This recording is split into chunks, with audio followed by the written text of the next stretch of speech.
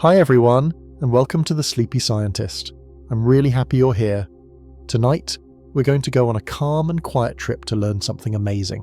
So get comfy, take a deep breath, and let's enjoy this peaceful science story together. Before we start, tell me in the comments, where are you watching from and what time is it for you right now? If you like relaxing science videos, don't forget to tap the like button. Now let's begin. When night falls and the noise of the day settles into a soft hush, the trees begin a different kind of work. You cannot hear it the way you hear wind in the branches or rain on the roof, but it is there, steady and patient, like a slow breath the giant has taken for 1,000 years. The leaves are no longer bright with sun, they turn a deeper green, almost blue, as moonlight lays a thin silver skin across their surface. In the dark, the tree does not stop living. It rests, and it listens. It breathes in its own way. In the day, a leaf is like a tiny kitchen. It takes sunlight, water and air and makes sugar, and that sugar feeds the whole tree. But at night, that kitchen light is off. The leaf is still alive, still busy, but it's not cooking. Now it is like a careful keeper counting coins, moving energy from one place to another, storing, sharing and guarding what the day brought in. The breath of the tree changes too. During the sun hours, leaves pull in carbon dioxide to turn into sugars and let out oxygen. At night, most leaves close their tiny doors, called stomata, because they do not need extra carbon dioxide when there is no light to use it. Stomata are so small that they seem like dots you cannot see, but there are thousands on a single leaf, each guarded by the two curved cells that open and close like lips. When the sky grows dark, many of those lips draw tight to save water and to keep the leaf from losing too much moisture into the cool air. The breath becomes softer, closer to the bark. The tree still uses oxygen and gives off carbon dioxide as it burns a little of its sugar to stay alive, the way a sleeping child still breathes and keeps warm. Some trees keep a few stomata just slightly open even in the night, because a leaf is never only one thing. It is a trade point, a gate, a listening ear. The thin air brushes across the leaf and takes a small part of its water. This slow loss, called transpiration, does not stop completely just because the sun is gone. The night air can be dry, or a breeze can tug at the edges of the leaf and water will slip away.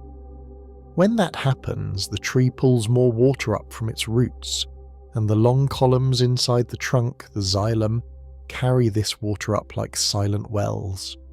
You cannot see the wells, but you can feel their sign in the coolness that gathers near the ground and the way dew beads along the grass. Inside the leaf, the guards that control the stomata are like careful night watchmen. They read tiny signals, how much sugar the leaf made in the day, how much water is left to spare, how the temperature is falling or rising, how much the air outside is asking for moisture. They read light as well, not just bright sunlight, but the faintest touch of it, the pale blue of dawn before the sun, and even the weak glow of the moon. Leaves hold special eyes for light called photoreceptors. One kind, called phytochrome, feels red and far red light and helps the plant tell night from day, season from season. Another kind, cryptochrome, senses blue light and whispers to the plant's clock saying it is night, or morning is near. Moonlight is thin, too thin to power the heavy work of making sugar, but it is not nothing. It can still brush these light-sensing eyes, and some scientists wonder whether the moon's rhythm, slow and round, leans gently on the inner timepiece of plants. The plant's clock beats even in full darkness, a rhythm set by special genes that turn each other on and off like a soft, repeating wave. This clock teaches stomata to begin to loosen before dawn, so the leaf is ready when light arrives, a little like how a bird wakes moments before sunrise.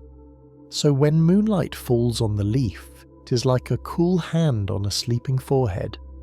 It does not wake the leaf into day, it only tells time in a very soft voice. While most trees tighten their stomata at night, there are plants that do the opposite. In deserts and dry places, some plants breathe at night to save water.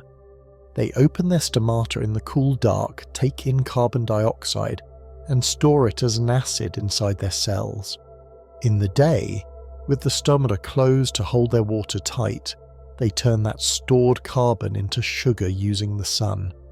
This special plan is called sham, and even though tall forest trees are not cam plants, knowing this shows how many ways the green world has learned to live with light and dark. The night breath of trees may be smaller than a desert succulent's, but it still matters, because the night is not empty time. It is repair time, sorting time, sending time. The sugars that were made under the sun need to travel to the roots, to the growing tips, and to the places where new wood will be laid down. Inside the tree, another set of tubes, the flume, moves sugary fluid like a quiet river. At night, that river can change direction and speed, carrying energy to roots that explore the soil in the cool hours when some predators sleep and when the topsoil is moist. You cannot watch a root grow the way you watch a vine curl around a fence, but it grows all the same, pushing softly between grains of soil, following tiny trails of water and hints of food. Around those roots lives a busy world that the day does not always show. Fungi thread the ground like lace, reaching, tasting and trading. They make friendly ties with the roots so both can share. The fungi bring minerals and water from far in the soil, and the roots pay with sugar. This trade does not stop at night. In some ways, the cool hours help, because water moves differently when the air above the soil is quiet and the heat is low. The fungi's threads do not need sleep in the way we do. They keep working slow and steady, and the tree keeps paying slow and steady, using the sugar it made while the sun shone. If you stand in a forest at night and breathe in, you may notice the air feels rich and damp and smells of earth and leaves. Part of that smell is the breath of many living things. Trees, flowers, mushrooms, insects, and small animals all breathe in their ways. The tree's breath is not loud, but think of it like a long choir where every voice is small, and together they make a deep hum. The night air fills with a little more carbon dioxide near the ground because leaves and soil creatures release it, and because plants are not pulling in much of it without light. As dawn gets closer, a wind often slides down from higher, colder places, mixing the air and smoothing odours like a hand spreading cream. In that mixing, the tree feels the change on its skin. It feels humidity rise and fall and prepares. The guard cells swell or relax by moving potassium and other ions, and water follows those ions like a shadow. A little sugar made in the day can also change the pressure in these tiny cells. When they bend, the stomatal pore opens. When they straighten, it narrows. This bending is the feature of the night breath. The leaves are not silent plates. They are living mouths that test the air with every small motion. The moon passes through the clouds, and the silver on the leaves fades and returns. An owl slips between trunks, and the branches give only a soft answer. Yet inside the leaf, the chemistry keeps time. Oxygen is used in mitochondria, the power rooms of the cell, to turn stored sugar into energy. That energy repairs little tears, builds pieces of new proteins, and primes the cells for the morning work. If the day before was bright and warm, the leaf may have extra sugar to send. If the day was cloudy or cold, the leaf may need to spend carefully. The tree remembers in its own way by how much starch it's saved and how much sugar floats in its sap. In the dark, starch can be broken down step by step like biting a cookie, a tiny crumb at a time so that the supply lasts almost exactly until dawn. Plants do this by following their inner clock so they do not run out before the sun returns. This is a gentle lesson in trust. The tree trusts that morning will come, and it paces itself through the night. The water inside the trunk also follows rules. In the day, the pull from leaves can be strong, drawing water up tall heights as it evaporates. At night, with many stomata closed, the pull eases. Sometimes a slow upward drift continues because the air is still asking for a little moisture. Sometimes in certain trees and seasons, a slight push from the roots called root pressure helps refill the columns, washing tiny bubbles away and resetting the system for the work ahead. If the night is humid, the leaf surface may grow wet with dew, and that thin skin of water can change how the leaf loses moisture and heat. A leaf wearing dew can be cooler. It can also have a slower breath because the water film covers some pores and the air outside holds more moisture already. The tree senses this without thought, just as a river senses a bend by the way it flows. There's also another quiet signal in the night: temperature. Warm nights keep enzymes quick, cold nights slow them down. The tree's breath matches this, growing a little faster on soft nights and a little slower on crisp ones. Yet the pattern is steady. Use a little oxygen to unlock energy. Move a little sugar to where it is needed. Hold water safe. Open just enough gates to test the air. The moon, though pale, adds rhythm. On clear nights when the moon is full, the forest floor looks like a silver sea with dark islands where trunks stand. Some flowers time their opening to the night, calling to moths with scents that seem stronger when the world is cool. The leaves near those blooms may feel the extra activity near them, a small rise in transpiration, a slight change in temperatures as insects move. The tree and its visitors share the same stage, and though the tree does not chase or flee, it responds by holding its balance. In coastal places, tides lift and fall, and can touch tree roots with salt or fresh water in repeating waves. In such places, the night breath carries hints of the sea. In mountains, cold air drains into valleys at night like water, and trees there learn to wait for morning sun to warm their leaves before they open widely. These local rules sit on top of the general rule. The tree rests but does not quit. It listens, takes stock, and keeps its soft breath moving. When clouds hide the moon and the night runs very dark, the leaf's clock still holds. The plant will start to open its stomata a little before the first light, no matter what the moon does, because it remembers yesterday and the day before. This memory is not a story with words. It is a pattern in how the genes of the clock turn on and off, and how signals travel from cell to cell. The same is true for the roots. They will keep feeding the mycelium partners and calling for minerals with small chemical messages, even while the world above is quiet. Sometimes stress writes a note into this night routine.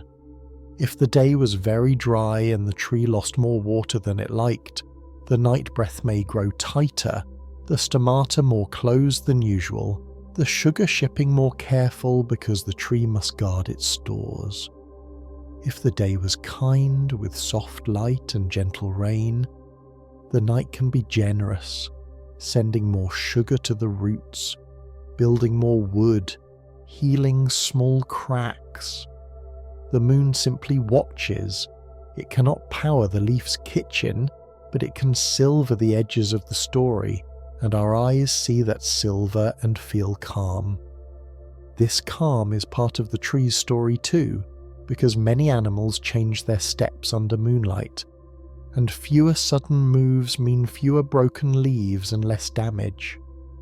A calm forest lets the trees spend fewer resources on repair and more on steady growth. Dawn will come.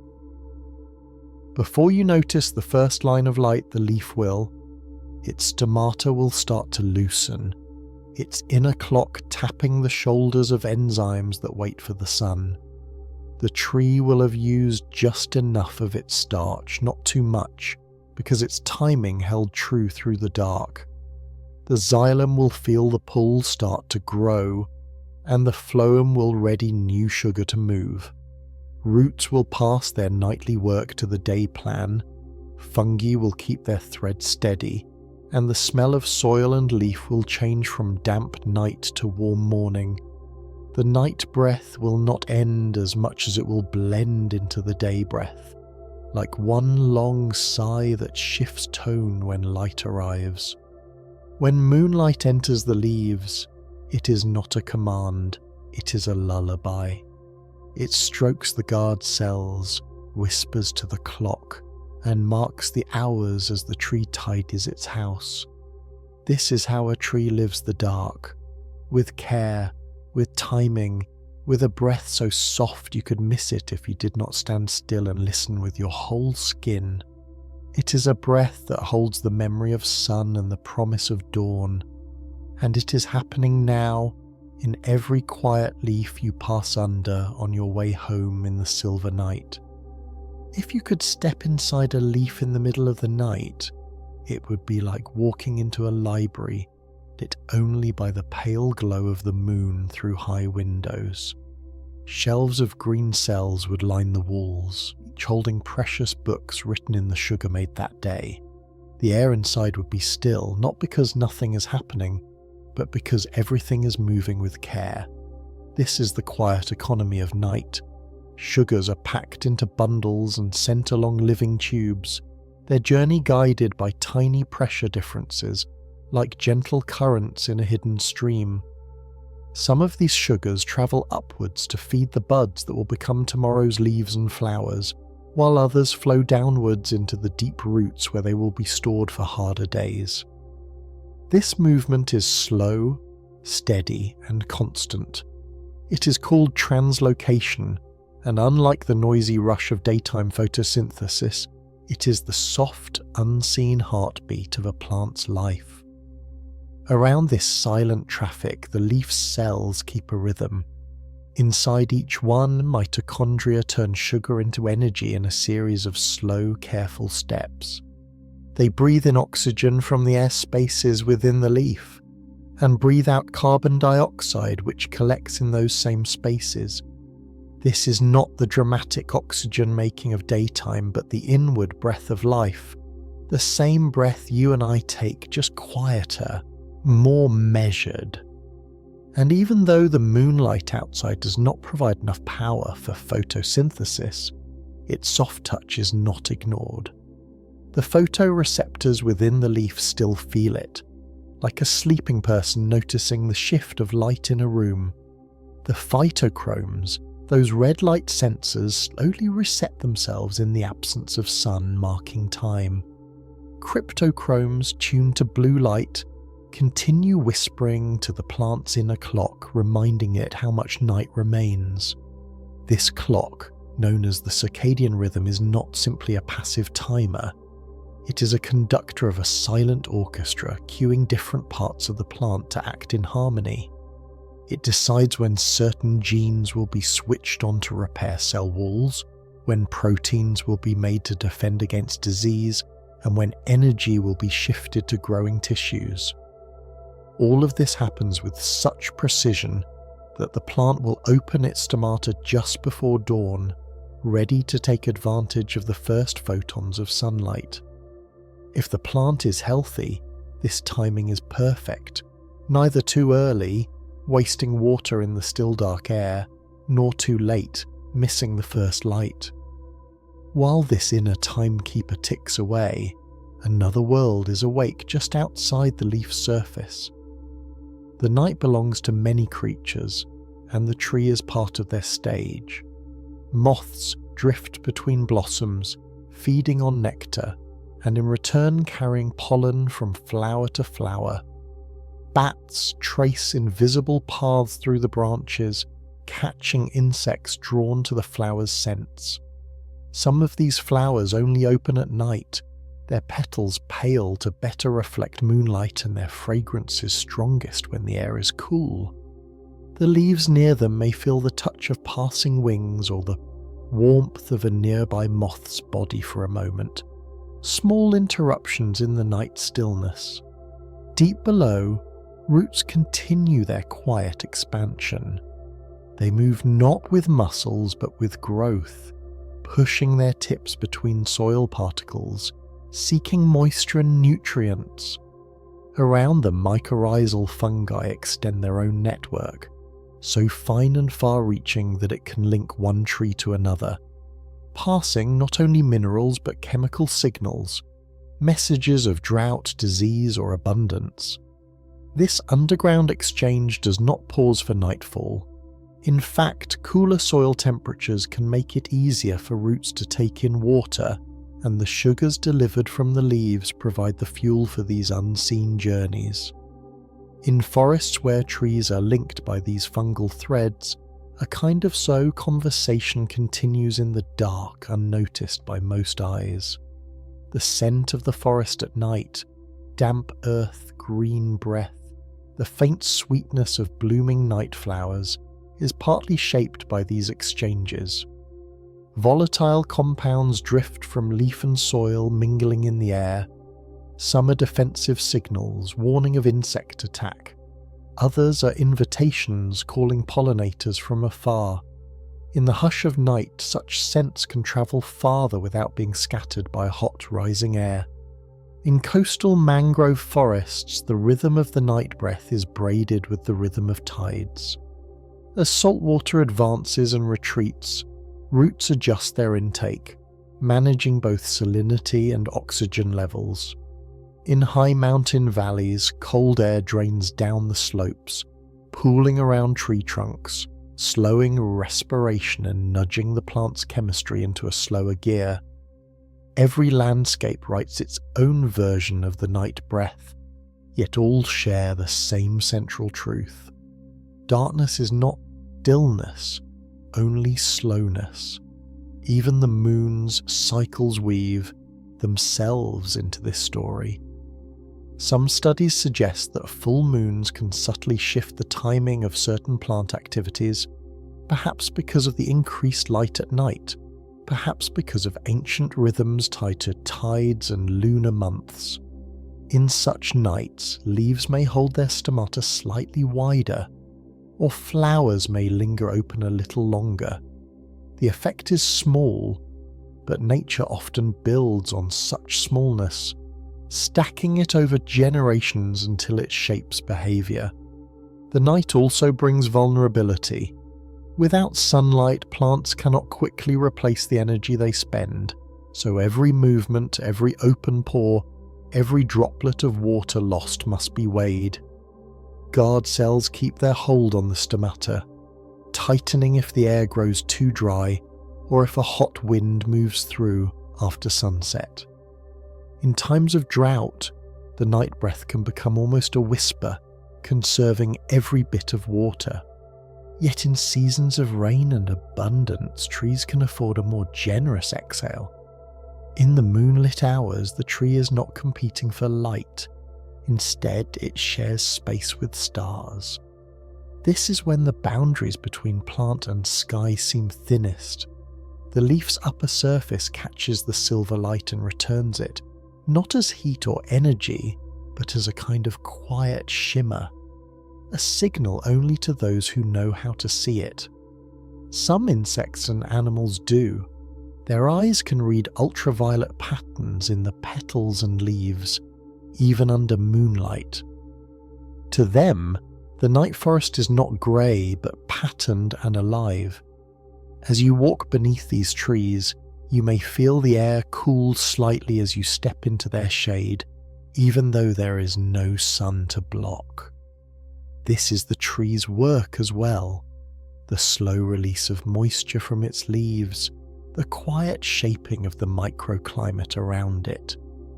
In the stillness of night, this shaping is gentle, but it is there, making the space beneath the branches a pocket of calm. This calm is not just a gift to passers-by. It is also part of the tree's own survival, reducing stress and creating conditions that make its nightly work easier. The moon may pass behind clouds, the wind may rise or fall, but the tree keeps its rhythm, guided by signals too small for us to feel yet essential to its life. And so, under the pale light, the leaf continues its inward breathing, its careful counting, and its endless patience, waiting for the slow turn toward dawn. As the night deepens, the forest enters its quietest hours. The early evening rustle of nocturnal creatures softens into a gentler pattern. An occasional flutter of wings, the small scrape of claws on bark, a distant rustle in the undergrowth. Within the canopy, the moonlight has thinned to silver threads, weaving through the gaps in the leaves. This is when the tree's breath is at its most steady, its inner systems aligned in a slow harmony. In the darkness, there is no rush. Every movement of water, every shift of sugar, every opening and closing of a stoma is deliberate, unhurried. The plant is not asleep in the way an animal sleeps. It is in a state of guarded rest, aware of the environment, responding to subtle changes in air, moisture and temperature. In the upper leaves, stomata remain mostly closed, conserving water, but some open just enough to release a trace of moisture and allow the gas exchange needed for respiration. The guard cells holding these pores are tuned to signals from within, sugar levels, ion concentrations, and the rhythmic pulses of the plant's circadian clock. That clock has already begun its slow pivot toward morning, even though dawn is still hours away. In the trunk and branches, the phloem continues its patient work.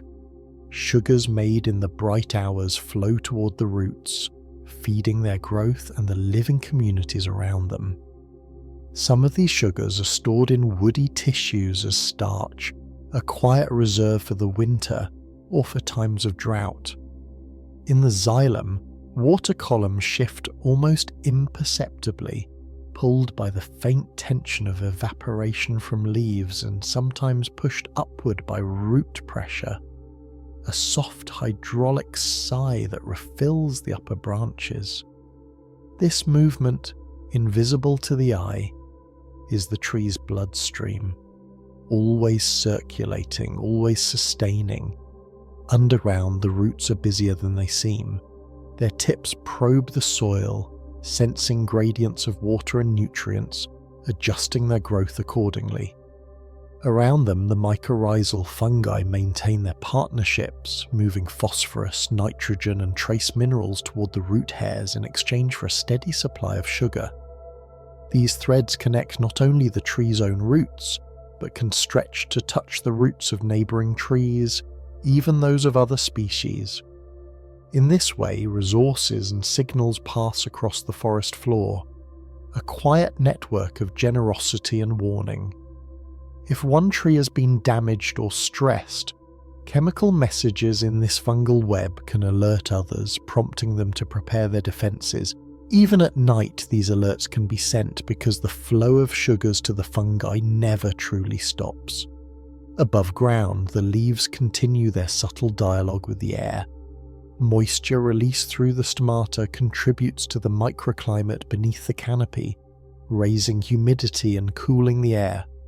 This is a mutual exchange. In return, the cooler, more humid air reduces the rate of water loss, helping the tree conserve its reserves.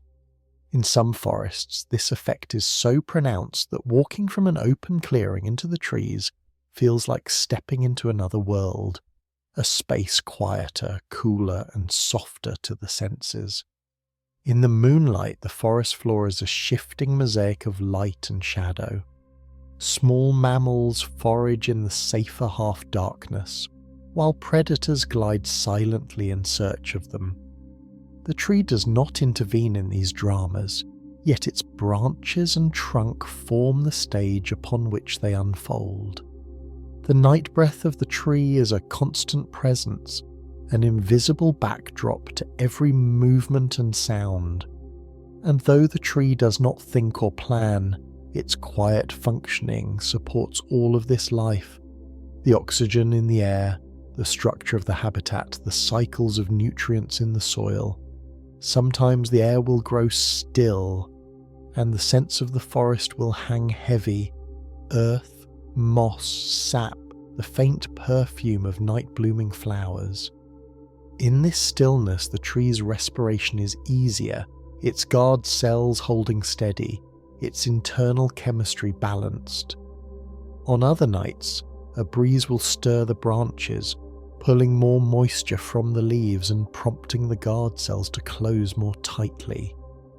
The tree's responses are immediate and precise, carried out not by thought, but by the intricate interplay of cellular processes honed over millions of years. As the hours pass, the moon arcs lower in the sky, and its light grows softer, warmer in tone. Inside the leaves, the circadian clock senses the shift toward dawn. Enzymes begin preparing for photosynthesis, proteins aligning themselves for the light reactions that will soon restart. The stored starch in the leaves is nearly depleted, timed to last exactly until the first sunlight touches the canopy. This precision is no accident. It is the result of countless cycles, each one reinforcing the tree's internal sense of time. In the roots, activity begins to shift as well. Growth slows slightly, and some of the sugars flowing downward are redirected upward in anticipation of the day's demands. The fungi in the soil continue their work without pause, their needs steady and small, their rewards in sugar never interrupted. The air begins to change before the light does. A faint wind may sweep down from higher ground, carrying the cooler, drier air of pre-dawn. The tree's leaves feel this in the change of humidity and temperature, and the guard cells respond, beginning to loosen. This is the gentle opening act before the full performance of photosynthesis returns. The moon, now low and pale, lingers for a while as the eastern horizon lightens. The silver on the leaves is slowly replaced by the first hints of gold. The night breath is still there, blending seamlessly into the day breath, its rhythm unchanged except in strength. For the tree, this is not an ending, but a handoff, the quiet hours yielding to the busy ones. As light spills into the forest, the tree's work will shift to catching it, turning it into the sugars that will feed the next night's breath. But for a few moments there is overlap, a breath that is both night and day, both rest and readiness. It is in this in-between light that the forest feels most alive in its stillness, the last note of the moon's song fading as the sun begins to sing. And somewhere in that soft transition, the moonlight leaves the leaves, not as a loss, but as a promise that it will return, and the tree will be waiting, ready to breathe with it again. Beneath the forest floor, where the air fades into soil and light cannot follow, the roots of a tree live in a world as intricate as the canopy above. Here there is no wind, no direct touch of the moon, only the cool embrace of earth and the steady presence of water moving in slow currents through the pores between grains of sand and clay. Roots do not search blindly, they grow with purpose, guided by subtle gradients of moisture, nutrients, and temperature. This hidden pulse is not a heartbeat in the animal sense, but a rhythm of water moving upward and sugars flowing down, a continuous cycle that feeds every living cell of the tree. Even without thirst in the way we understand it, the tree drinks, because water is not simply refreshment, it is the medium in which all life inside it unfolds. The tips of roots are capped by soft tissues, delicate enough to sense the smallest change in their surroundings, yet strong enough to push through compact soil. Just behind these tips, hair-like extensions reach out into the tiny spaces between particles, increasing the surface area many times over. Each root hair is a window into the soil, drawing in water by osmosis, a quiet movement from where water is more abundant to where it is less. The tree does not pump in the way a heart pumps. Instead, water enters by the pull of chemistry, moving toward the areas of higher concentration of dissolved sugars and salts inside the root cells.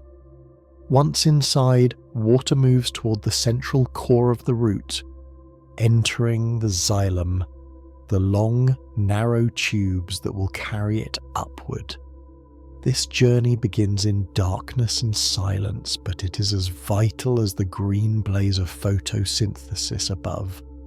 The pull that draws water through the tree is partly created in the leaves, where evaporation tugs at the water column like a thread. But even at night, when most stomata are closed and evaporation slows, the roots can push water upward through root pressure.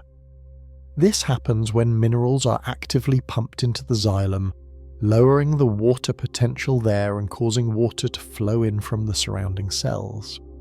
This slow push can be strong enough to send droplets of sap to the tips of grass, or force water to bead along leaf edges before dawn, a phenomenon called guttation.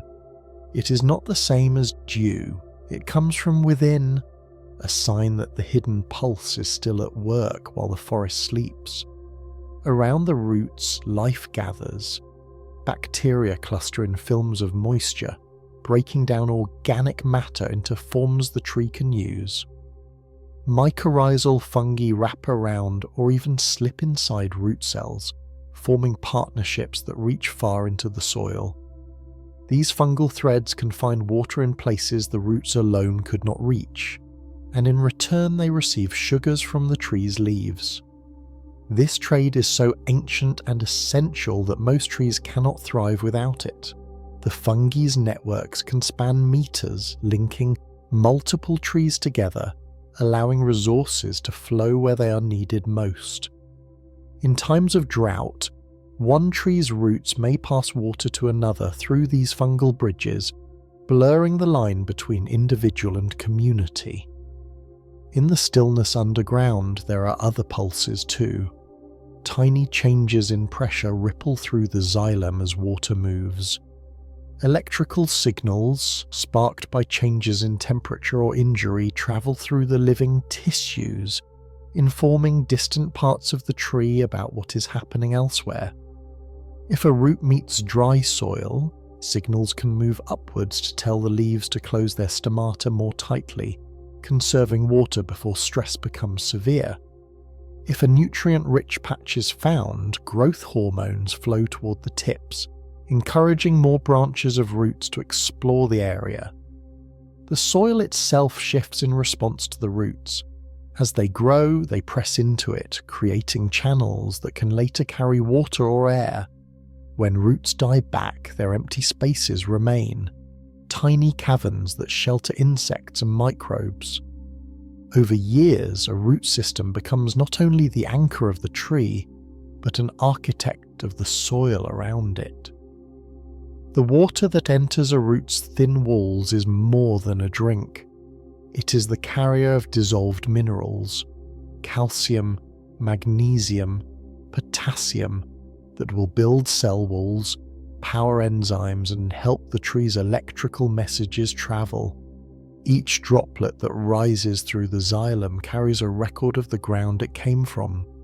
The flavor of a wine, the sweetness of a maple sap, the mineral scent of a pine forest after rain, all begin with the way roots draw in water and minerals from their particular patch of earth. In this way, the hidden pulse shapes not just the life of the tree, but the taste and smell of the entire landscape.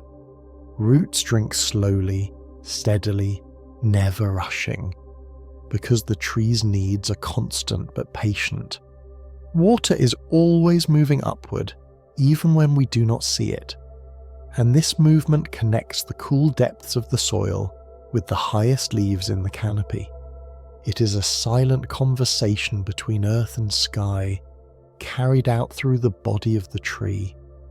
Even in the driest times, when the soil seems cracked and lifeless, some moisture lingers deep below, and roots will follow it, twisting through rock, slipping into crevices, drawing up what the surface has lost. This persistence is why trees can stand for centuries, weathering seasons of flood and drought alike. The hidden pulse is not just survival, it is continuity, the unbroken thread that ties each new leaf to the water that first fell as rain long before it touched the tree. To walk in a forest and not think of the roots is to see only half the picture. Beneath every step lies a living network, responding and quietly moving the lifeblood of the forest. The next time you see a drop of water at the edge of a leaf in early morning, know that it's a message from below, a small announcement that the roots have been working through the night, drawing from the deep and sending their gift upward, without thirst, without pause, in the endless rhythm of the hidden pulse. The hidden pulse of roots is more than a flow of water. It is the quiet architect of a tree's resilience. Deep below the surface, where sunlight is only a memory, the roots navigate a maze of rock, clay, and sand. They move not in straight lines, but in spirals and forks, each decision shaped by what they encounter. A pocket of dampness, a trace of minerals, the coolness of shaded soil. Their growth is guided by tropisms, responses to stimuli that steer them toward water, hydrotropism, or downward with gravity, gravitropism. These slow decisions, invisible to our eyes, define the reach of a tree's life. In each root tip, a cluster of cells acts like a sensory organ, detecting both the chemical and physical nature of the surrounding soil. If a patch is too salty, the tip might turn away. If it is rich with nutrients, the root will branch and branch again, weaving a dense net to make the most of its discovery. Once water passes through the root's outer layers and into its vascular core, it enters the xylem, where the physics of cohesion and adhesion bind water molecules together into an unbroken column. This column stretches from the deepest root hairs to the highest leaves, a fragile yet strong chain held together by hydrogen bonds. Even a pause in the upward pull from the canopy does not break it. The water waits, ready for the next signal to rise. But roots are not only gatherers, they are also senders. Sugars produced in the leaves during the day travel downward in the phloem, feeding the root's living cells and their fungal partners. This downward stream fuels the expansion of root tips, the repair of damaged tissues, and the energy needs of the microbial community that thrives in the rhizosphere, the thin layer of soil directly influenced by the root activity. In this narrow zone, life is busy even at night. Microbes break down fallen leaves, insect remains, and other organic matter, releasing nutrients in forms roots can absorb. In return, roots leak small amounts of sugar, amino acids, and other compounds into the soil, shaping the composition of their microbial neighbours. This is a deliberate exchange. The tree is cultivating allies that will help it endure. The pulse of roots is tied to the breath of leaves, and even in darkness, they speak to each other. If the soil begins to dry, signals move upward in the form of hormones like abscisic acid, warning the leaves to conserve water. If the canopy is heavily shaded and photosynthesis slows, less sugar will flow down and root growth will ease, conserving resources. In this way, the tree's body balances itself, shifting energy between above and below as conditions change. Some nights, especially in humid seasons, root pressure grows strong enough to push water into the leaves without any help from evaporation above. In the early hours before sunrise, this can lead to guttation, small glistening beads forming along the leaf edges. Each bead carries minerals from the soil, tiny traces of the root's nocturnal work. In forests where mist and drizzle are common, roots may draw in water not just from the ground but from droplets that seep into the soil from above, keeping the pulse steady even when rain is scarce. The relationship between roots and their fungal partners is especially important at night.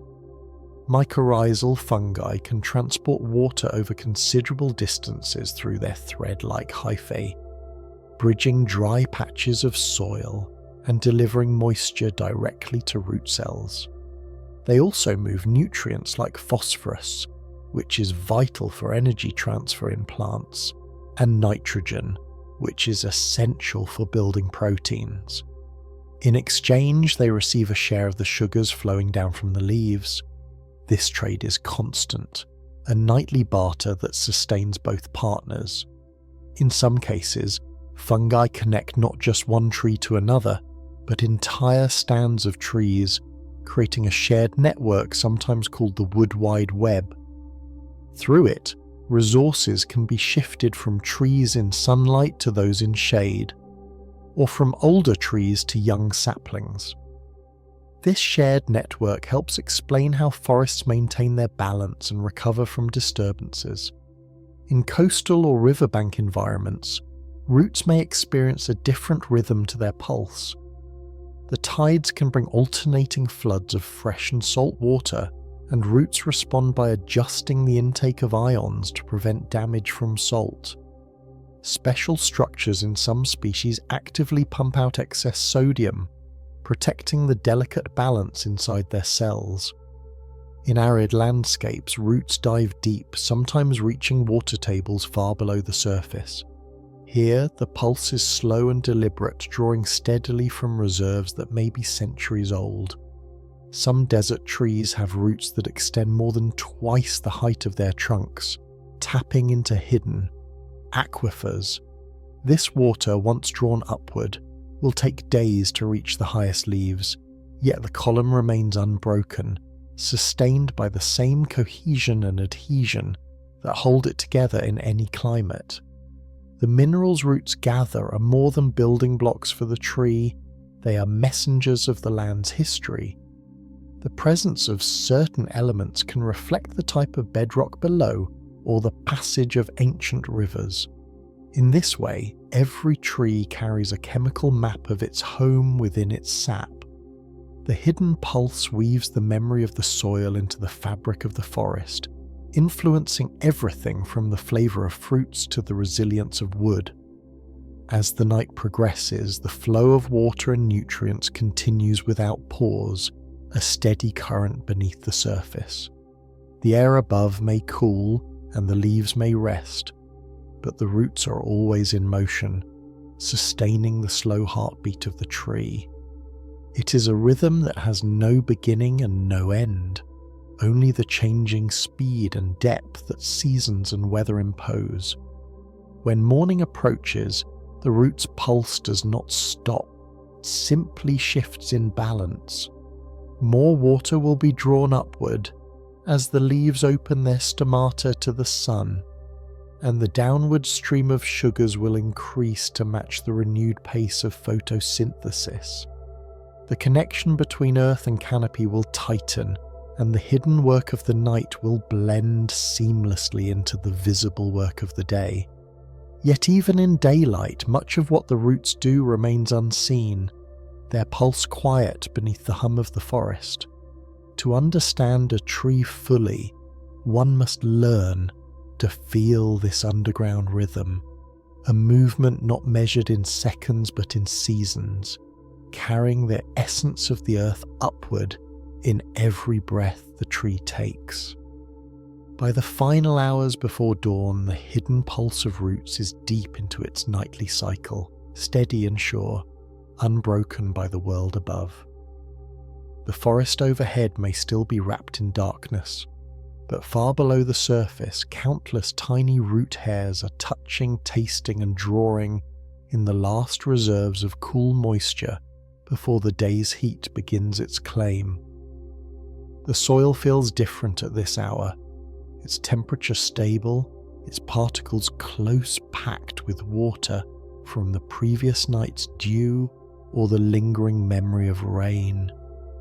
In these moments, the roots are not rushing, they are balancing, matching the gentle demands from above with the careful intake from below. This is the quiet agreement between soil and tree, an agreement written not in words but in gradients of pressure, concentration and flow. Inside each root tip, cells are dividing, pushing forward at a pace that is almost impossible to imagine, yet constant enough to matter over weeks and months. The cap of each root, a soft shield of cells, senses the density of the ground ahead and releases lubricating mucilage to help the tip glide forward. Around it, the rhizosphere glows, at least in the invisible spectrum of chemistry, with sugars, amino acids, and other exudates leaking into the soil, feeding the microscopic community that keeps the roots healthy. This is a deliberate generosity.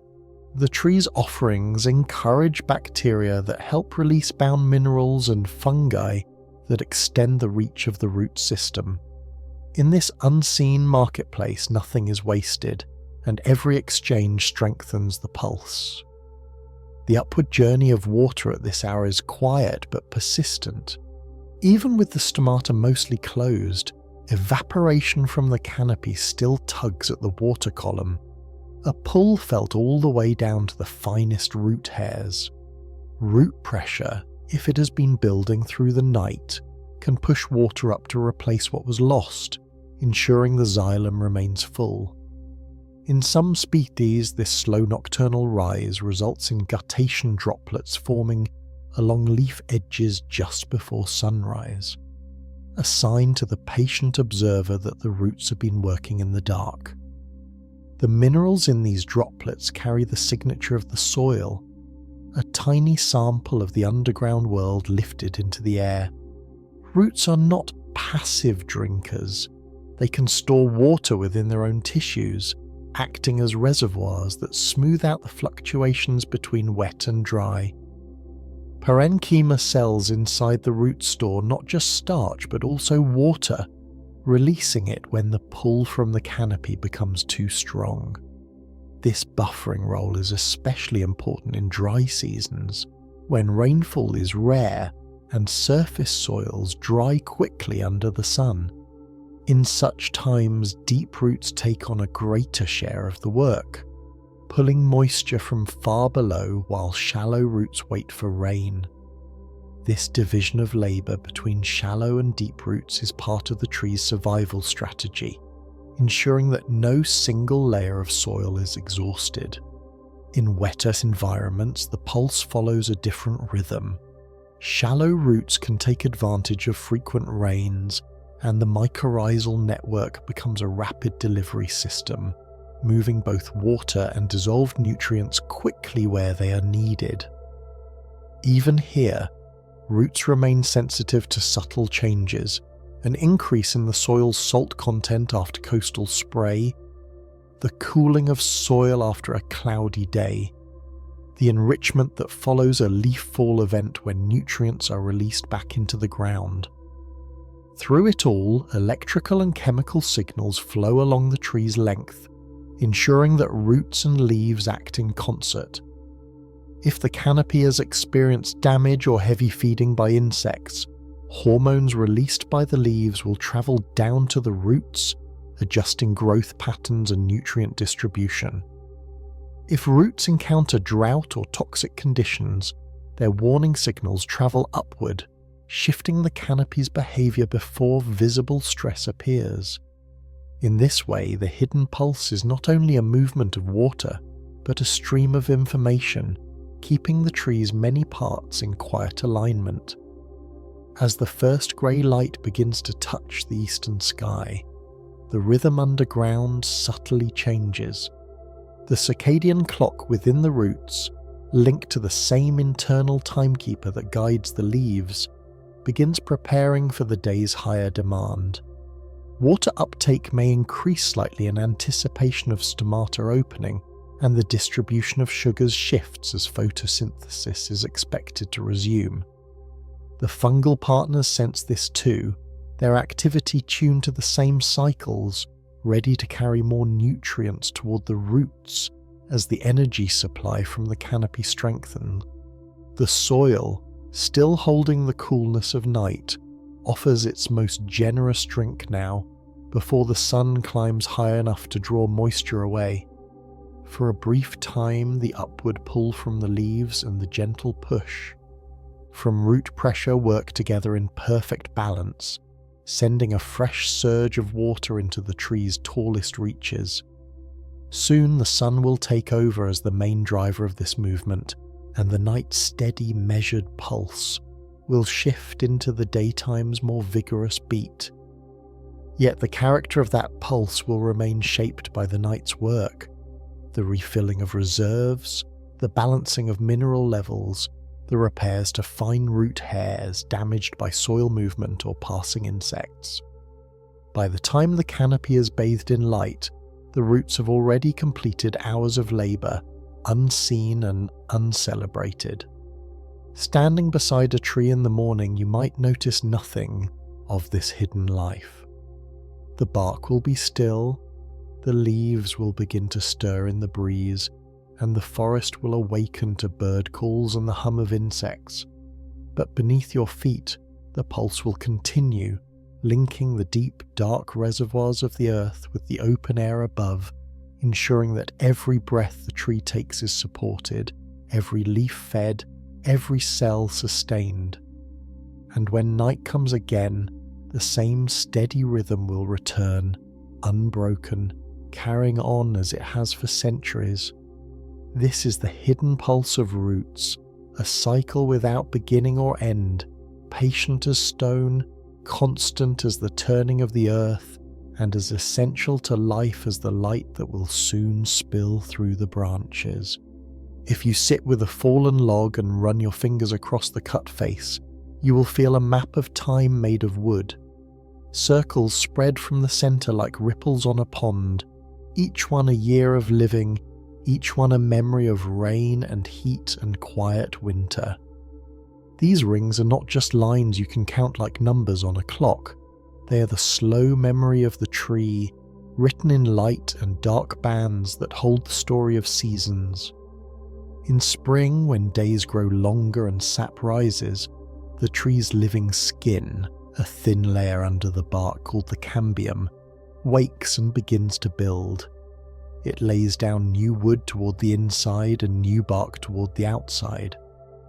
The first wood of the year is wide and pale, with cells that look like tiny straws. This part grows fast to carry water upward from the roots to the leaves.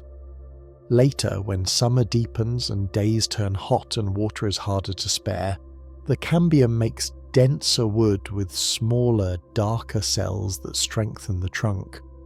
The soft, wide spring wood and the tight, dark summer wood together make one ring, and then the tree rests when winter comes, saving its strength until the next spring calls. That is why you see a pattern, light followed by dark, again and again, a rhythm of growth and rest that you can touch. In a forest, no two trees write the same story, even when they stand side by side. One may grow in a pocket of deep soil where roots drink easily. Another may stand on a stony ridge where water runs away after every storm.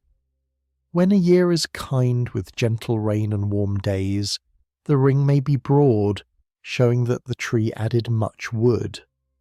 When a year is harsh, with drought or cold, the ring may be narrow, telling of careful spending and slow growth.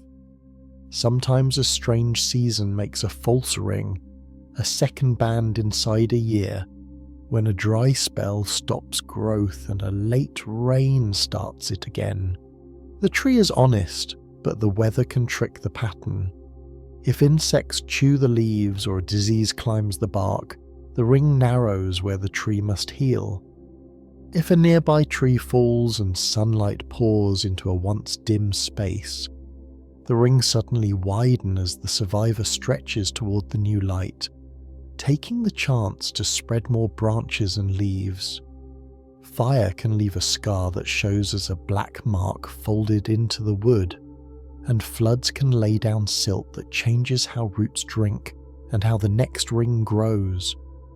Even a hard frost on a spring night can mark a line where young cells were hurt and had to be rebuilt. The cambium feels all this without eyes or ears, sensing water, warmth and sugar, and turns those feelings into wood. Wood is more than support.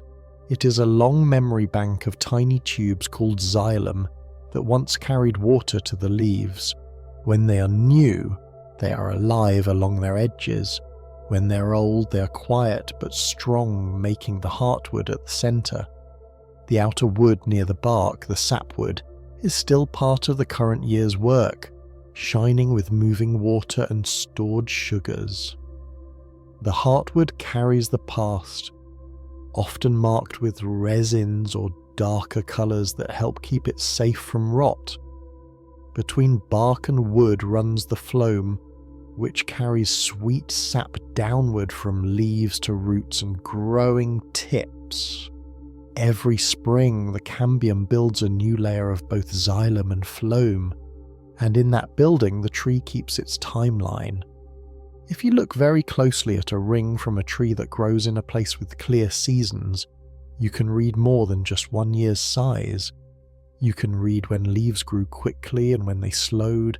You can see the small vessels of late summer packed tight like bricks, and the wide vessels of spring spaced like open windows. In some broadleaf trees, like oaks and ashes, the early spring vessels are very large to rush water to new leaves, then get smaller as the year settles. In pines and other conifers, the cells stay more similar, but the late season cells are thicker walled and darker, adding strength. This difference in cell design is why rings in some trees look bold and in others soft. It is also why wood feels and works differently in our hands when we build with it, because its inner plan reflects the seasons of its making. There are trees that add rings without winter. In the tropics, where days and nights are more even and the year does not freeze, some trees still make bands when wet and dry seasons trade places. Rainy months bring wide cells, dry months bring tight ones.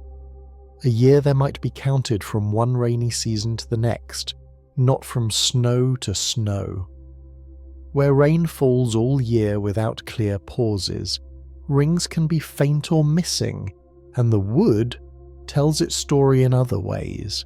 Shifts in colour, changes in tiny chemicals, small lines from storms or insects.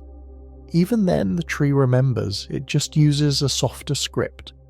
Sometimes a trunk grows under stress from wind or slope, and the wood answers with a special kind. In hardwoods like beech or oak, the tree makes tension wood on the upper side of a leaning branch, pulling it up with fibres rich in a jelly-like layer that shrinks as it dries.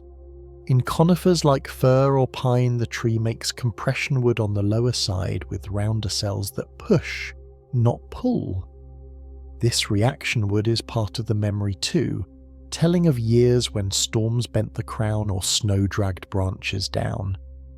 If a child someday runs a hand over the grain and finds a twist or a wave, it may be reading the echo of a winter when ice bent the tree and the cambium answered with new strength. The story in rings is not just for the tree, it is a gift to us. People who study tree rings, called dendrochronologists, match patterns from living trees with those from old beams in houses or from long-dead logs buried in soil or sunk in lakes. Because years of drought and plenty make shared patterns across a whole region, they can line up these wood memories like puzzle pieces to build a timeline that stretches back hundreds or even thousands of years. In these timelines we can find when rivers ran low, when volcanoes dimmed the sun with ash, when fires swept through valleys, when people cut forests and when forests grew back.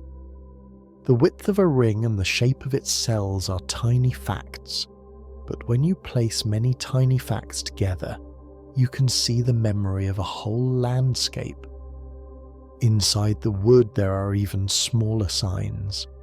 The atoms that make the tree's sugar carry light touches of the world outside, a little more of one kind of oxygen when rain came from cool clouds, a little less when it came warm and from nearby seas, a little more of one kind of carbon when the air held certain patterns. These fine differences, called isotopes, are like whispers.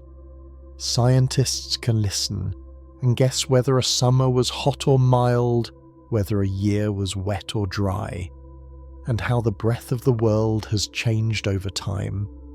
Long ago, when people tested new bombs in the air, they left a sharp mark in the amount of a special kind of carbon in the atmosphere.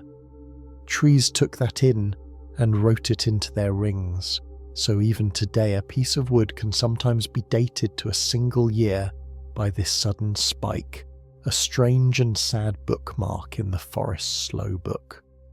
If a tree lives through a fire, the next rings near the wound can show a healed edge where the cambium grew around a scar. If beetles bored through bark, resin canals in pines may widen, and the lines in the wood may carry that alarm forward for years. If a river rose and stayed high, the wood can grow in a way that shows it lived with wet feet. And if a herd of animals rubbed against the trunk every spring, leaving scars at the same height, the wood may thicken there and bend the grain. The memory is not only about weather, it is about neighbours, troubles, and help. A mother tree that shaded a sapling will leave a soft, narrow-ring time in that young one's wood until the opening above grew and the rings widened. The forest writes in many hands, each tree adding its page. You can think of a ring as both a record and a promise. In spring, the cambium does not know exactly how the year will go, only that it must be ready.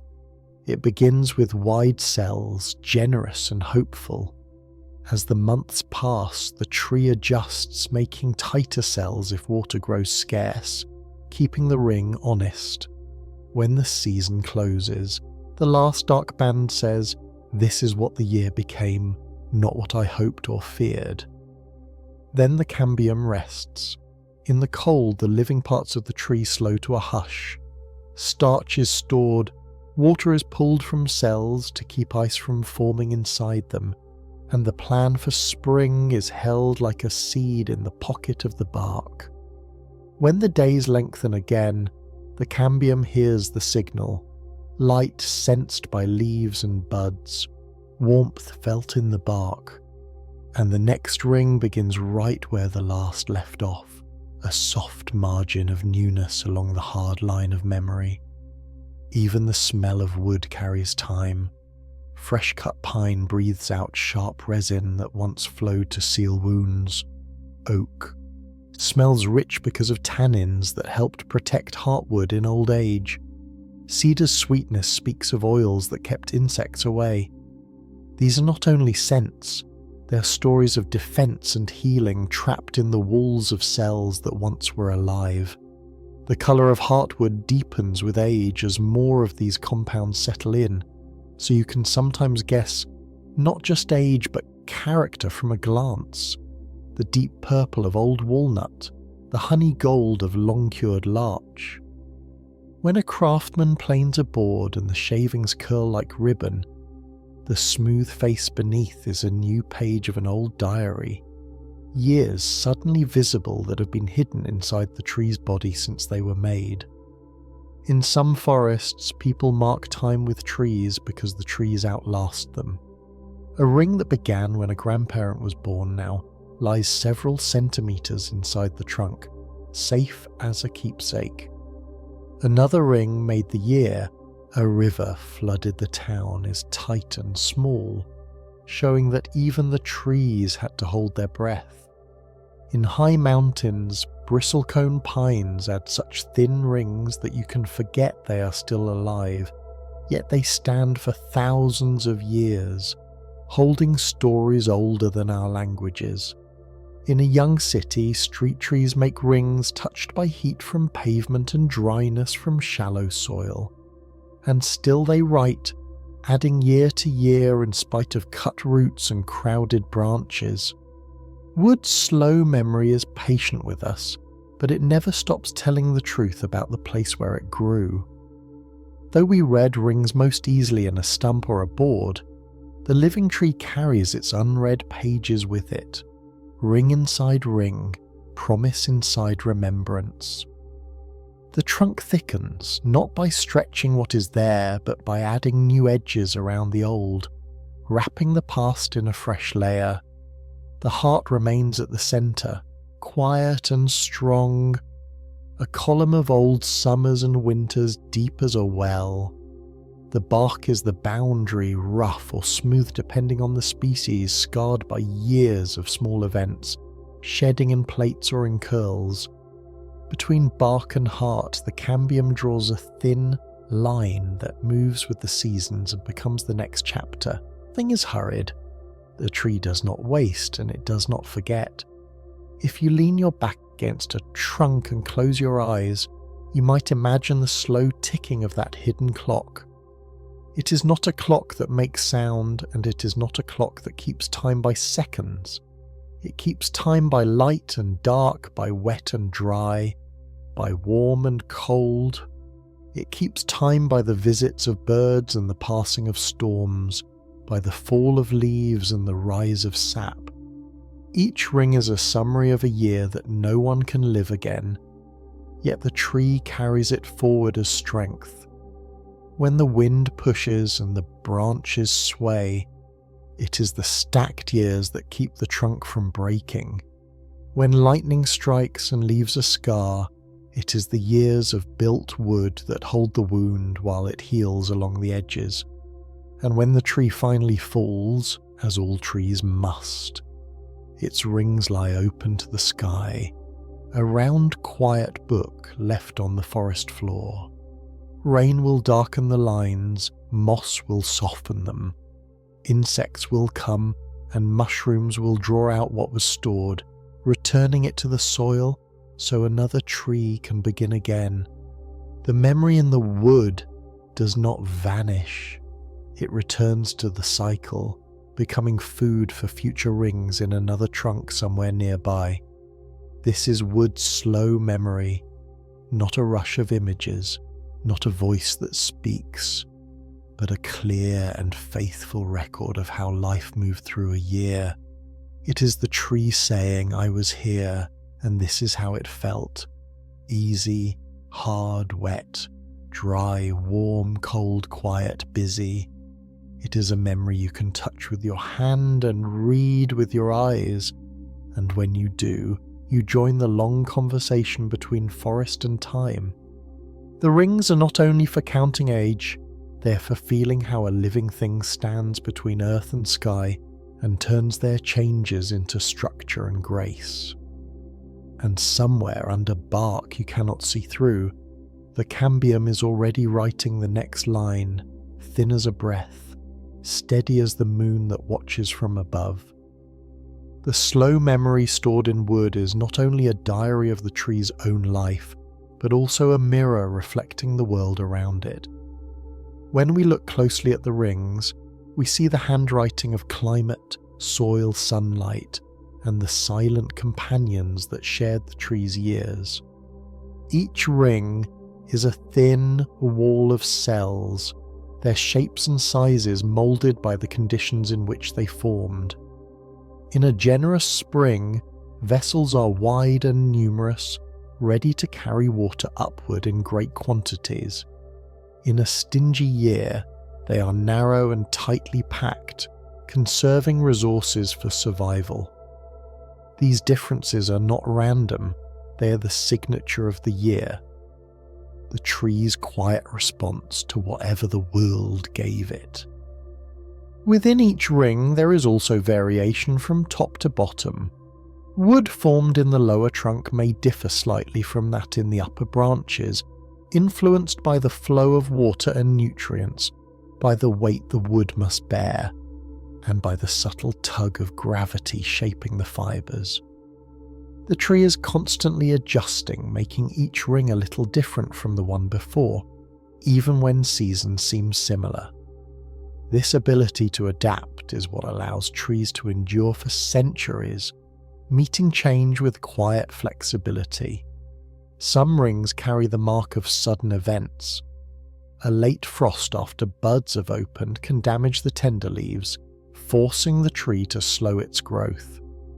The cambium reacts by producing a denser, darker band, sometimes so thin it can barely be seen without magnification. Drought leaves its own trace, narrow rings across the entire trunk, consistent from base to crown, telling of a season when the sky withheld its rain. Floods, on the other hand, can leave rings that are uneven, thick on one side and thin on the other, as the tree channels its resources toward the roots that remained above water. A lightning strike may leave a dark streak in the wood, a scar sealed off by layers of growth, a sign that the tree survived but never forgot. These events are locked into the wood like pressed flowers in a book, their colours vivid but their outlines intact. Scientists can read these lines and reconstruct the weather and events of centuries past. By comparing the rings of living trees to those of old timbers from buildings or shipwrecks, they can extend the record far beyond any single lifespan. This is the heart of dendrochronology, the science of dating events and environmental changes by studying tree rings. It is a discipline where patience meets precision, where every measurement and comparison adds another tile to the mosaic of history. But the memory in wood is not just a tool for science, it is also a testament to resilience. A tree's rings are a record of adaptation. How it learned to grow in poor soil, how it withstood storms, how it reached for light even when crowded by neighbours. In some years the rings are perfectly round, showing that the tree grew evenly in all directions. In others they are oval or wavy, revealing that wind or slope shaped its form. This asymmetry is not a flaw but a sign of survival, proof that the tree could bend its growth to meet its needs. Within the fibres of each ring lies more than water transport pathways and structural strength. There is also chemistry that speaks of the tree's internal defences. In response to injury or infection, some species fill their heartwood with resins, tannins, or other compounds that resist decay. These chemicals darken the wood, giving it colour and scent while also preserving it for decades or centuries. A cedar's warm fragrance, a walnut's rich brown heart, a redwood's deep hue, these are as much records of the tree's defence as they are aesthetic qualities. In this way, memory is not only about the passage of time, but also about the strategies that allowed life to continue. The cambium, though only a few cells thick, is the keeper of this memory. It is here in this delicate layer that decisions are made each year about how much wood to lay down, how dense it should be, and in what pattern. The cambium responds to signals from leaves, which report on the year's light and warmth, and from roots, which report on water and nutrients.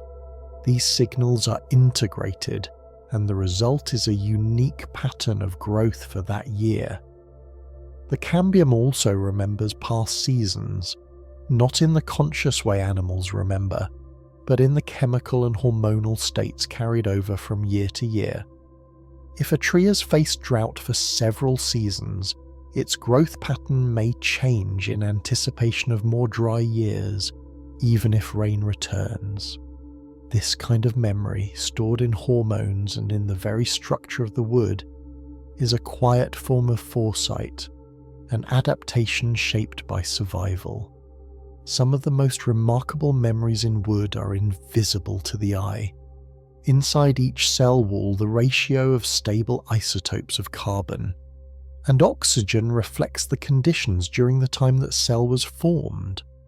These isotopic signatures act like tiny archives, capturing details of temperature, humidity, and even the source of the water the tree drank.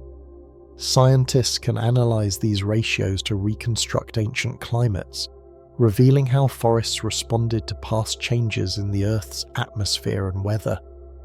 This knowledge is more than academic. It helps us understand how forests might respond to the changes we see today. The memory in wood is therefore both a record of the past and a guide for the future. When a tree finally falls, its rings remain as a complete account of its life, from the narrow center of its first year to the wide outer bands of maturity. Even as decay begins, fungi and insects reading the wood in their own way, the memory is slowly shared back into the ecosystem. Nutrients locked away for decades are released to feed new plants. Cavities left by decayed heartwood become shelters for animals. Fragments of wood carried by streams add texture and nutrients to aquatic habitats. The story of the tree does not end with its standing life. It continues in the ways its body nourishes the world around it. For humans, the memory in wood has practical uses beyond the scientific and ecological. We build homes from it, carve tools, create art, and craft instruments that sing. Each of these carries the tree's memory forward. A violin made from spruce retains the grain that formed in mountain air. A cedar chest holds the scent of decades of resin. A table from reclaimed oak beams tells not only the story of the tree, but also of the hands that shaped it. When we touch these objects, we are in quiet contact with years of sunlight, rain, wind, and stillness. We may not think about the rings hidden inside, but they are there, holding the record of time. In this way, wood's slow memory bridges the gap between the life of a tree and the life of the people who use what it leaves behind.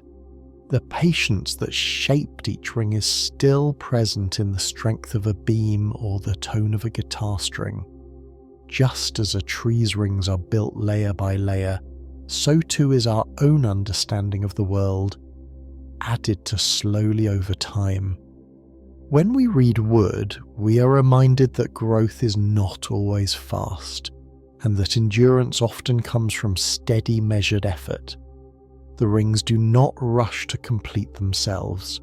They simply follow the rhythm of the seasons, adding what they can, holding what they must. In this quiet, patient process lies the wisdom of the forest, offered to anyone willing to take the time to look closely. As we move deeper into the story of wood's memory, it becomes clear that what is written in these rings is not just the history of an individual tree, but the history of life's relationship with time. The forest is a library, and each trunk is a volume in its collection, holding within it the record of its place, its neighbours, and its years. Some volumes are short, their pages few, others are thick, containing centuries. Together they tell the story of the earth in slow, concentric sentences. And even now, as we walk among them, the cambium of countless trees is writing the next chapter, adding its silently to the heart of each trunk. By the time a tree has stood for decades or centuries, the rings within its trunk have become more than a personal record.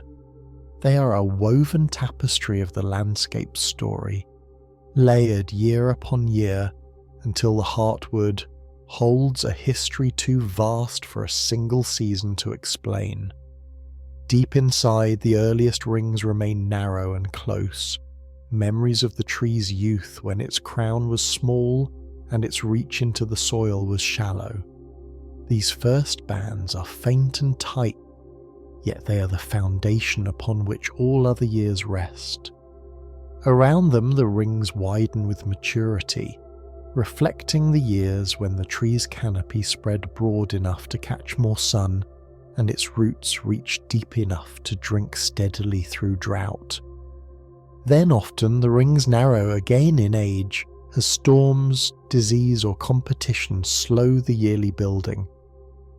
This arc of growth, tight beginnings, bold middle years, and a gentle slowing mirrors the lives of so many living things, though the scale for a tree stretches far beyond our own. In each ring, the very arrangement of its cells tells how the year unfolded. In a good year, with spring rains and long, warm days, the early wood is thick with wide vessels for rushing water upward to feed the explosion of leaves. As summer wanes, the late wood cells form more slowly, walls thickening to give the trunk its strength. In a lean year, the early wood is stingy, the vessels small as if the tree knew from the start to save its energy.